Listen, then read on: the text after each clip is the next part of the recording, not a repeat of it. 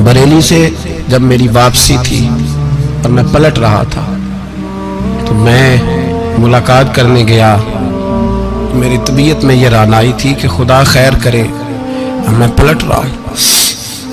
मैं मुलाकात करके जब वापस बाहर आ गया, मेरे साथ एक शख्स था तो मुझे फिर बुलाया, और जब मैं दोबारा अंदर गया तो मुझे अपनी जेब से कुछ रुपए निकाल के दिए।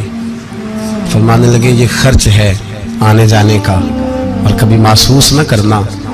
मुझे वो सब लोगों के बीच में देते तो मेरे लिए राज था, लेकिन मेरे जैसे गरीब को नवाजना भी और उसकी इज्जत का भी ख्याल करना, ये मकाम, ये रंग, मेरे पास करोड़ों बातें हैं, बल्कि मैं साफ कहूँगा कि उन्हीं की महफिल सवारता हूँ। चिराग मेरा है रात उनकी, मैं उन्हीं के मतलब की कह रहा हूँ। जुबान मेरी है बात उनकी। लोग अपने अब्बे की गद्दी पे बैठ के बड़े लोग होते हैं, लेकिन मैंने बताया कि मेरे अब्बा जी किसान थे, किसी बड़ी गद्दी से ताल्लुक नहीं। मैं किसी जमात में कभी नहीं गया, कोई सहारा नहीं लिया। मस्जिद भी वो है जहां जब मैं आया था तो 3 लोग नमाज के लिए होते थे, तो कभी तीसरा ढूंढना पड़ता था। जितने जलवे, जितनी रानाइयां, जितना हुस्न, जितनी ताजगियां, और मेरे अजीजों के चेहरों पर ये जो नूरानियत का हुस्न आपको नजर आता है ना, ये मेरे हजरत की होंठ से निकली हुई सिर्फ एक दुआ का सदका है, सिर्फ एक दुआ का सदका है, सिर्फ एक दुआ का सदका। दोस्तों, ध्यानदारी से कहता हूं, मस्जिद में बैठा हूं इस वक्त, अगर वो वाली सीरत जो किताबों में हम वलियों की पढ़ते हैं, वो अगर किसी शख्स में पाई जाती है तो वो मेरे शेख में पाई जाती है, मेरे हजरत में। अभी आप जब आए, लोग कहते हैं आपकी आखिरी मुलाकात कब हुई, तो मैं कहता हूँ आखिरी हुई नहीं, कभी ना कभी होगी। ये कैसे हो सकता है? माली दा कम पानी देना, फल पक्के होन या कच्चे, पीर मुरीदां दे सिर ते रहिंदा है, वो झूठे होन या सच्चे।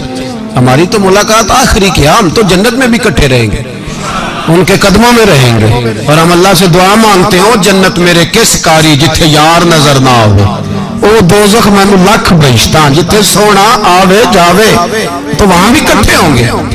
मैं अभी आखिरी दफा जब गया तो ये अजीज़म अबरार भी मेरे साथ थे। इजाजत ही 2 लोगों को मिली वहां तक जाने की, आप कराची तशरीफ फरमाते, तो मेरे साथ थे। 2 घंटे हम बैठे रहे, बेखबर हो जो गुलामों से वो आका क्या। 6, 7, 8 घंटे इंतजार करना पड़ा, शिकन भी नहीं आया। निका जी कहते हैं उसे बिठाओ बिठाओ, तो बंदा किसी जगह का अपने आप को कुत्ता भी कहे, तो कुत्ते तो बेचारे सारी दिहाड़ी बाहर भी नौकरी कर जाते हैं, ये भी नहीं कहते मैंने अंदर आना है, वो तो कभी कहते ही नहीं। उन्होंने कभी कहा है बंदा सग भी कहलाए और फिर वो ड्यूटी भी और तरह की करे, नवाबों जैसी ड्यूटी करना और बात दरवेशी और गुलामी की करना, ये कैसे? 2 बातें तो नहीं होती, बात तो एक होती है। दुनिया खसमां दी विच रज़ा वसन भाग जाग जांदे हो ना गोलियां दे। कई घंटे इंतजार किया तो कई लोग आए, हजरत कब आएंगे, चले गए। कई आए तो वहां एक मौलाना बूढ़े बैठे थे, मौलाना इसराइल उनका नाम था, तो मुझे कहने लगे मौलाना आपने नहीं जाना? मैंने कहा जी हमने कहाँ जाना है, हम तो यहाँ रहने के लिए आए हैं। जब उनकी 1-2 शख्स ने थोड़ी सी मेरे ऊपर तनकीद की नजर भी डाली कि ये कब से आया है, तो कुछ होता तो मुलाकात ना होती, और हम हैं भी नहीं, हम कुछ भी नहीं। हमारा तो 4थे दर्जे के नौकरों में नाम आ जाए तो बड़ी बात है। 4थे दर्जे के नौकर, नौकरों को भी किस में होती है ना, एक सेक्रेटरी होता है, एक चौकीदार होता है, उनके पास भी चाबियां वाबियां होती हैं, एक बार वाला होता है, एक 4थे 5वें दर्जे का नौकर होता है जिसको कभी कभी बताया जाता है चल गाड़ी धो दे, चल तू आ जा। हम तो 4थे दर्जे के नौकर बनने को भी भाई बड़े तैयार है और ईमानदारी से तैयार है, वो रख ले बस मेहरबानी। तो हजरत बैठे रहे, देर हो गई, थक जाता हूं, थक गया, बात आगे निकल गई।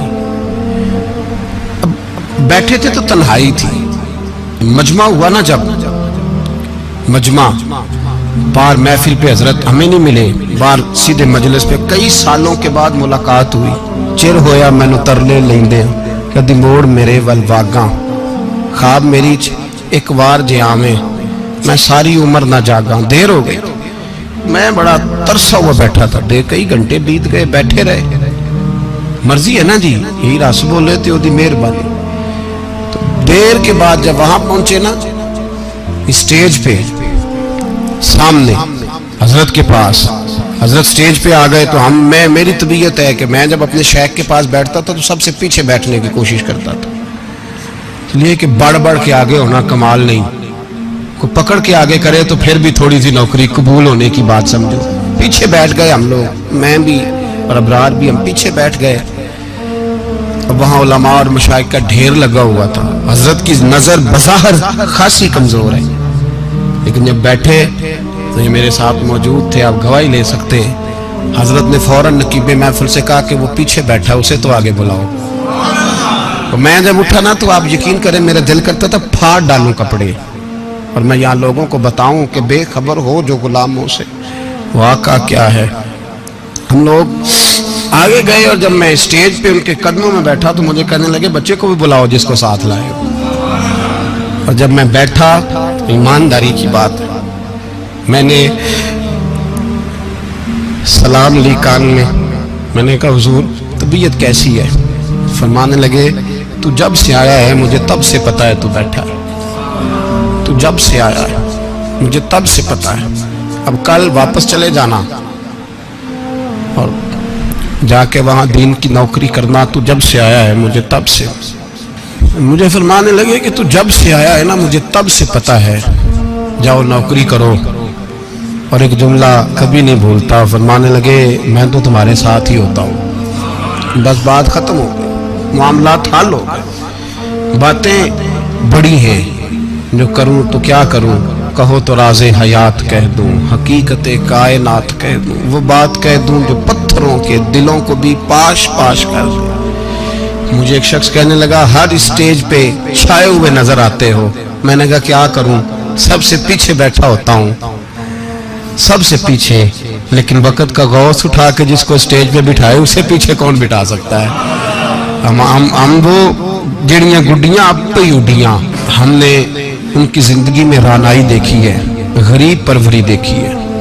میں اتنا بڑا نذرانہ نہیں کبھی ان کو دے سکا، میں کسان کا بیٹا ہوں، میں تو ابھی 9th کلاس میں تھا، میرے ابا جی پردہ کر گئے تھے، میں نے بڑی غربت میں وقت گزارا ہے، لیکن مجھے ان کے ارب اور کھرب پتی مرید ہیں۔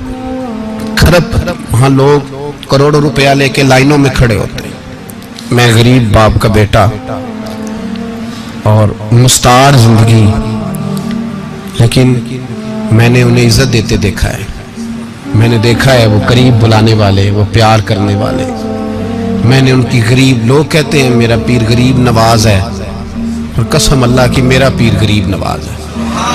میں نے غریب نوازی دیکھی ہے، میں نے وہ رنگ دیکھا ہے، میں نے وہ جلوہ دیکھا ہے، ان کے نرگسی ہونٹ جب کبھی کبھی میرے پیشانی کا بوسہ لیتے تو مجھے یوں لگتا کہ اللہ نے جتنی خوشبو دنیا میں رکھی تھی میرے شیخ نے ساری میرے وجود کے اندر اڈیل دی۔